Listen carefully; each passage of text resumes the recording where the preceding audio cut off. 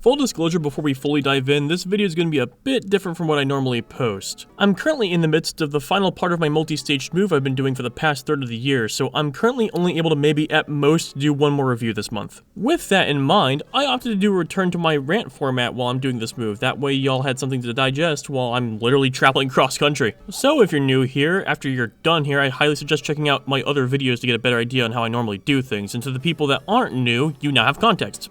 So there's that. Expect at least one more of these this month. Anyways, let's get to the point. Minecraft is having an identity crisis. In fact, I'd say it's been having one for a while now. This is a feeling I've been having ever since post-Caves and Cliffs, and recent updates haven't really shook up my mentality on this in the slightest. That being said, I'm realizing this isn't really explaining what I mean all that well, so let me do that real quick. Minecraft has been around for many years, providing an unreasonable amount of free content that makes you question its sustainability, but that's not what we're here talking about today. With these years of being actively developed, and still being the most sold game of all time, Minecraft has gained easily one of the largest fan bases in gaming history. However, despite its success, the size of its own success actually presented a problem. There's now far too many people to satisfy. This is an issue because, and don't let this blow your mind too much, but people have different tastes. These tastes getting wildly more different with the more people the game picks up. Even more wild when you consider that this game has been kicking long enough to pretty much raise two whole-ass generations of people. My point is that with these different tastes, it means that Minecraft would ultimately have a harder time satisfying everyone's desires. So that begs the question.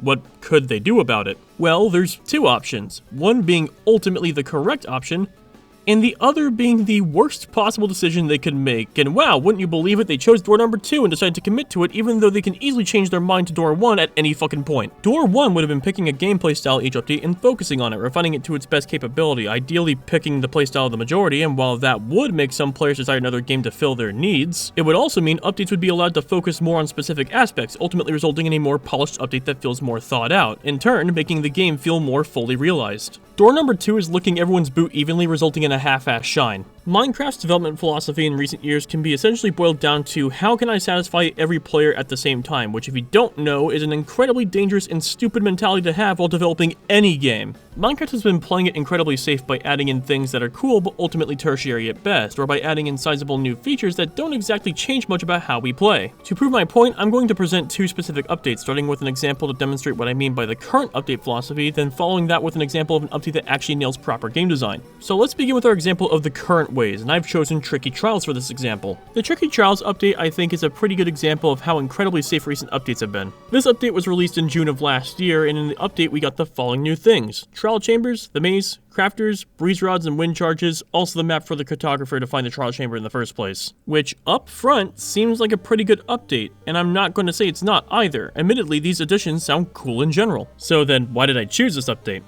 Because these additions ultimately don't improve or change the overall gameplay experience. Which might sound like a ballsy claim, but let me explain. Let's start with trial chambers. Really cool idea. Infinitely repeatable dungeon and client-side loot chests? Cool. It's entirely optional, which I know some smartass is going to say, well, anything in this game is optional, and while you are technically correct, it's an answer that isn't actually a reply to my yet-to-be-made point. When I say it's entirely optional, I don't just mean that you can opt not to do it, I mean it literally changes nothing about how you approach the game whether you find one or not. Nothing in that dungeon actively changes how the player approaches the game in any way. No, not even the mace. Being able to do the rare instance of one-tapping a warden by plummeting like the meteor that killed the dinosaurs from world height doesn't change the game in any capacity.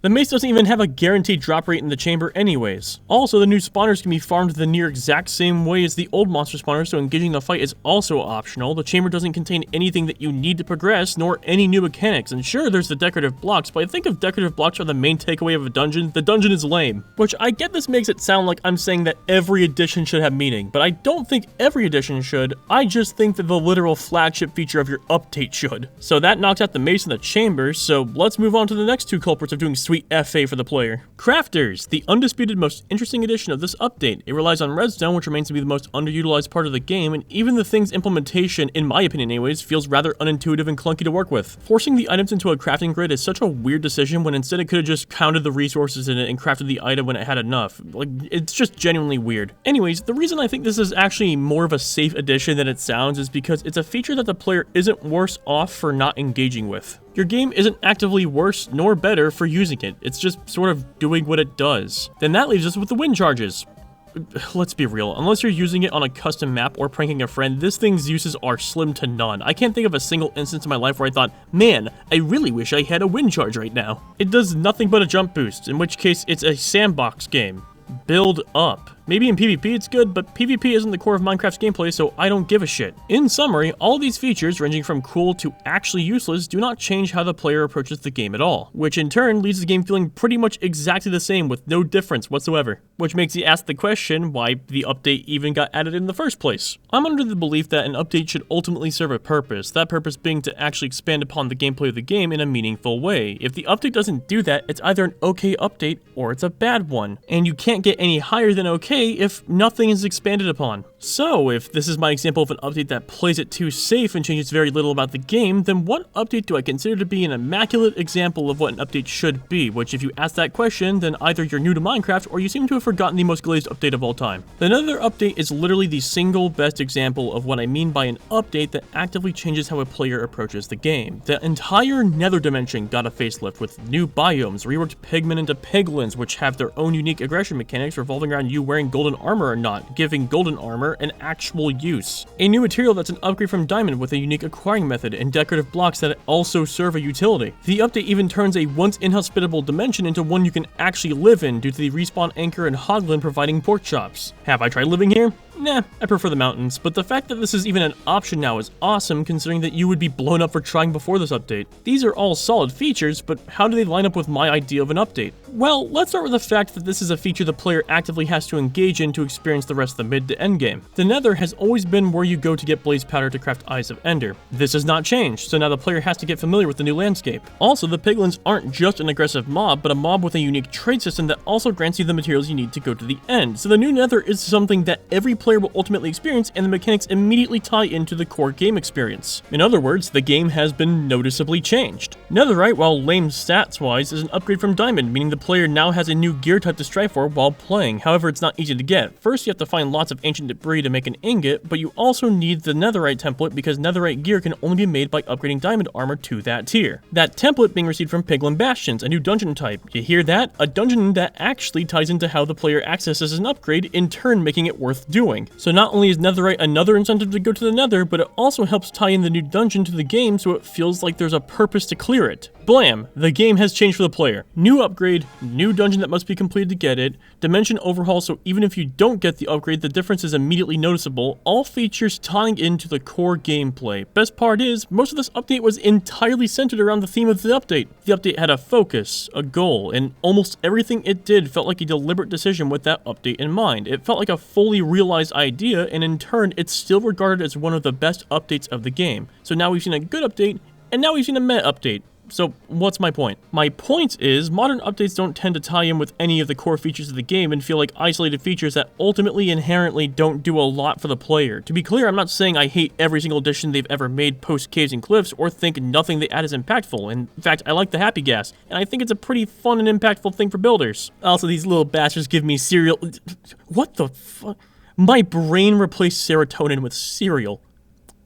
You know what? Fuck it. Serotonin. I also think having official shaders being developed is a pretty major thing too, but I'd still argue that these updates haven't changed the way we play much, which has left the game feeling like it's been stagnant for too long. Almost everything added post Caves and Cliffs can be entirely ignored and your gameplay isn't really worse off for it. That being said, I realize that I've only been complaining this whole time and not really offering what I think would solve this issue, so let's do that now. I've got 3 potential ideas on how to breathe life into this game, 2 which I think being the least likely ones, and 1 I think wouldn't necessarily be a problem and might actually be doable for Mojang. So for the sake of pacing, let's just talk about them one by one. First idea, and the least likely one, being to pick a type of gameplay and stick to it. Right now, Update's spend a lot of time trying to add a little bit of something for everyone instead of trying to hone the game in on a style of play and fleshing that out. They add dungeons for the adventurers, new blocks for the builders, and something for the redstone people. But they don't seem to realize that adventurers don't really get enough cool loot or upgrades to feel like their journey was worth it, nor strong enough enemies to test them on. Sandbox players have only gotten 1 new tool recently, being the Happy Gas, but otherwise the second most recent tool we were given was scaffolding, and that was it. And redstone players have to do acts of fucking sorcery, also known as electrical engineering, just to make a piston door. Though, to be honest, it seems the redstone players like doing this, but it does mean any redstone feature is ultimately less likely to be used because of how daunting redstone ends up looking by the end of it. Basically, by trying to give everyone something, they can't exactly fully flesh out an idea. Adventuring players tend to compare Minecraft to Terraria because Terraria understands how to make adventuring fun, and while I still stand by the detail that we should really stop comparing Minecraft to Terraria when they're both fundamentally designed differently in almost every way, I do agree with the notion that Terraria is better designed. Terraria is also a survival sandbox game, but instead it focused on more exploration and fighting big enemies, and because it focused on a specific playstyle, all the content involving that playstyle ended up being fully fleshed out and by proxy fun to go through. Then we got sandbox players who only ever get new blocks, but rarely ever get a game-changing tool in Minecraft, and like I said, the last feature we have prior to the happy gas was scaffolding. We have been given no tools otherwise, nothing to clear out terrain faster,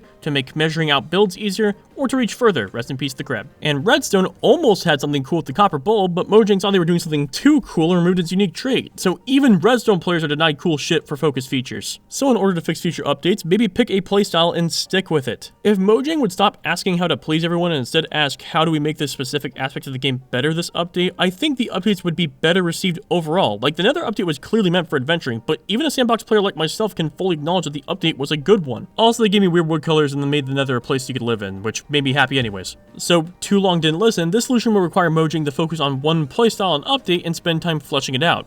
Next solution. Solution 2 would be to flesh out existing content for an update instead. Every update they seem to add tons of new stuff, but absolutely nothing that was previously added ever gets anything new, which makes those features feel barren. It makes me wonder if the reason they don't do this was because Caves and Cliffs had most of its content spread out over years of development, and now the idea of an overhaul update is something that scares the dev team. Anyways, I propose that instead of giving us another dungeon that ultimately won't change anything, I think they should go back to existing features and give it some well-deserved love and care. For example, the Deep Dark got added with the Warden and gave us Swift Sneak and a compass that tells us the direction we croaked in, but this entire area's threat can be avoided by literally holding the sneak button. That's not very engaging. Plus, outside of Swift Sneak, the rewards in this area don't feel all that worth it and feels entirely optional. So, let's do something about it. How about a new skulk enemy that you can't just avoid but have to deal with all while trying not to make too much noise? How about some new loot of some kind, a new armor piece that instead of just being an upgrade actually has a utility, making it the first armor type to have a use outside of just being damage reduction? Hell, maybe even an enchantment for bows that makes arrows shoot a sonic boom as they travel. These might not sound like the most amazing of ideas, but I think this would at least breathe some new life into an otherwise immediately forgotten addition. The point is that focusing on an existing feature might actually interest players in visiting areas or messing with mechanics that the player wouldn't have had interest in prior. We don't always need a new addition, sometimes we just want something already in the game to be better. And with that suggestion knocked out, now we have my last one. One that I think would not only solve these problems, but would make Mojang more comfortable with doing more experimental things. And in fact, you might have already been tipped off what I'm going to say in that sentence. Experimental game rules. Believe it or not, this idea was actually formed after I had played this year's April Fool's update. The whole Matrix deal, yeah, that one. It had a clearly fleshed out system with unique mechanics. It was strangely high effort for something that was supposed to be a joke. So it kinda got me thinking.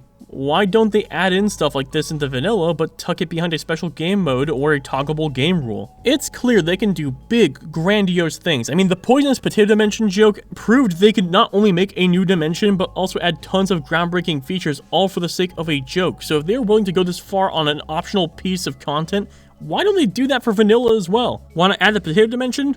Alternate game rule. Maybe they want to add new creeper types but don't want to subject every player to it by default. Alternate game rule. Maybe they want to add a sky island biome to the overworld but feel like it would ruin the nature-centered design of most of the world. Alternate game rule. You see what I mean? If they can tuck this behind a literal April Fool's update, why don't they just make alternate game rules? Hell, if they have a way to read statistics, they could even see just how many of their players use a certain game rule and decide to make it official or not. I mean, they pretty much did this with the bundles and the minecart changes. Also, maybe while they're at it, let us further customize the world gen for our own personal taste, ideally through a menu and not super flat world gen commands. Every other sandbox game lets us do that, no reason why Minecraft can't. And with that, my rant comes to a close. Point is, Minecraft cannot keep operating like this. Constantly trying to please every player ultimately results in the game feeling stagnant. I think it either needs to commit updates entirely to a playstyle, refine existing features for a while, or start getting wild with game rules. Hopefully this video helps sort of explain my thoughts, and if you have any questions or points you'd like to make, leave a comment and I'll likely respond. This has been The Bottom Dweller. Like and subscribe, or don't. You do you, I'm not your mom.